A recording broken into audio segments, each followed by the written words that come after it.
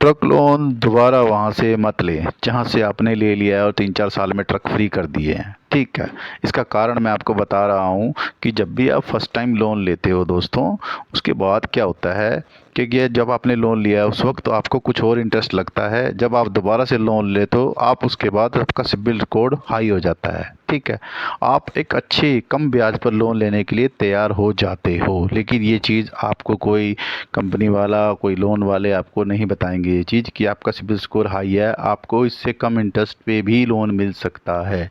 आप लोग क्या करते हो ट्रांसपोर्टर दोस्त, जैसे आपका लोन ख़त्म हुआ चाके वहीं से दोबारा फिर लोन अप्लाई करवा देते हैं, या वो कह देते हैं कुछ ऑफ़र मिल रहा है आप दोबारा से लोन ले लीजिए।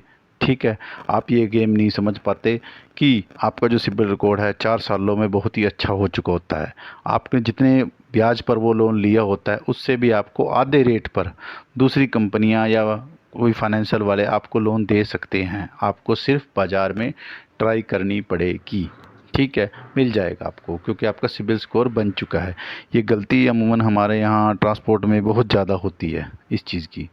ठीक है, आप ये सोचते हो कि जैसे आपकी स्थिति 4 साल पहले थी आज भी आप लोन ख़त्म करने के बाद उसी स्थिति में हो। ऐसा नहीं है दोस्तों, गाड़ी की वैल्यू भी बढ़ गई है, रूल भी चेंज हो गए हैं और आपका डॉक्यूमेंट भी अपडेट हो चुका है सिस्टम में।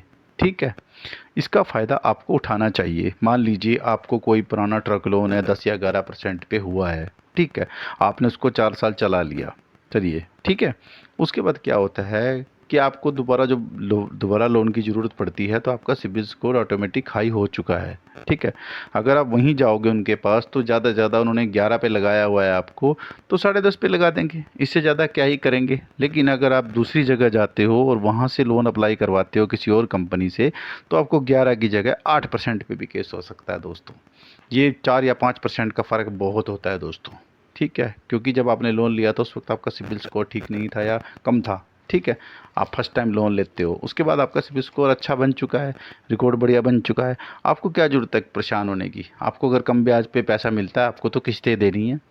ठीक है, तो इस चीज़ को ट्राई कीजिए मार्केट के अंदर। ये बहुत सी अनोखी बात है जो मैंने आपको बताई है, बहुत ज़रूरी बात है। अमूमन हमारे यहाँ 90% ट्रक वालों, ट्रांसपोर्टर वालों को ये बात नहीं पता होती। ठीक है, इसका फ़ायदा उठाना चाहिए क्योंकि उनका अगर ब्याज कम लगेगा तो जल्दी लोन फ्री भी हो जाएगा और लोन ज़्यादा भी मिल सकता है उनको।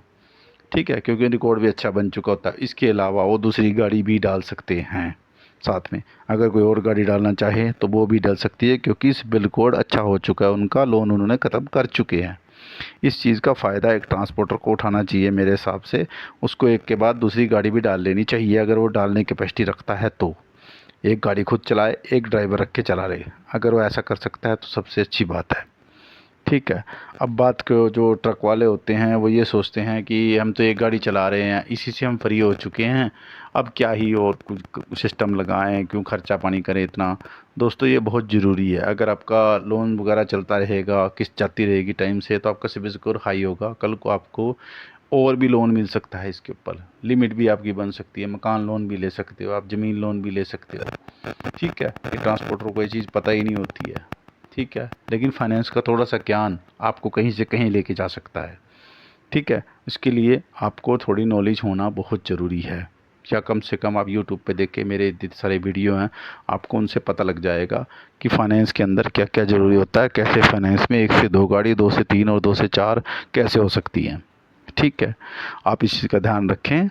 ठीक है, लोन हमेशा जब भी आपका 2 या 4 साल में लोन ख़त्म हो जाए, कोशिश करें किसी दूसरी कंपनी या दूसरे फाइनेंस वालों से लोन लेके देखें और उनसे बात करें कि हमें ये इंटरेस्ट लगा हुआ था पिछले साल और अब हमको 3-4 साल बाद क्या फ़र्क लगेगा और हमें क्या ब्याज मिलेगा, और कोशिश करें उच्चा मॉडल लें जितना हो सके, क्योंकि जितना गाड़ी पुरानी होती है उस पर उतना ही ज़्यादा ब्याज लगता रहता है दोस्तों।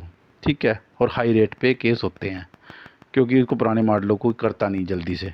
ठीक है, कोशिश करें या 4 साल 5 साल के अंदर का मॉडल लें। ठीक है, जैसे एक बार किसी ने गाड़ी ले ली और उसको गाड़ी को फ्री कर दिया, उसके बाद अगर वो गाड़ी बेच रहा है तो वो आपकी गाड़ी के लिए अच्छी बात है। आपको ऐसी गाड़ियाँ ले लेनी चाहिए जो 5 साल के अंदर की चलती हो, लोन भी अच्छा होगा, इंटरेस्ट भी कम लगेगा दोस्तों। ठीक है, तो इस जानकारी को ज़्यादा से ज़्यादा फॉरवर्ड करें अपने ट्रांसपोर्टर दोस्तों को। ठीक है, और चैनल को लाइक, कमेंट, शेयर और सब्सक्राइब करना ना भूलें। ठीक है, इस तरह के फ़ायदे वीडियो वाले मैं आपके लिए लाता रहूँगा, एक से एक वीडियो आपके लिए। ठीक है, ज़्यादा जानकारी के लिए मेरे आप प्लेलिस्ट में जा सकते हैं। आप वहाँ पे चेक कर सकते हैं कि मैंने कितने वीडियो डाल चुके हूँ ट्रक के ऊपर। आपको एक से एक नॉलेज मिलेगी, गाड़ी कैसे लेनी है, ठीक है, इंश्योरेंस कैसे करवाना है गाड़ी का, ठीक है, किस्तें वगैरह कैसे चुकानी है, कितने % पे लोन मिलता है और क्या क्या डॉक्यूमेंट चाहिए होता है लोन के लिए। ठीक है दोस्तों, वीडियो को लाइक कमेंट शेयर फॉलो को जरूर करें चैनल को। ठीक है।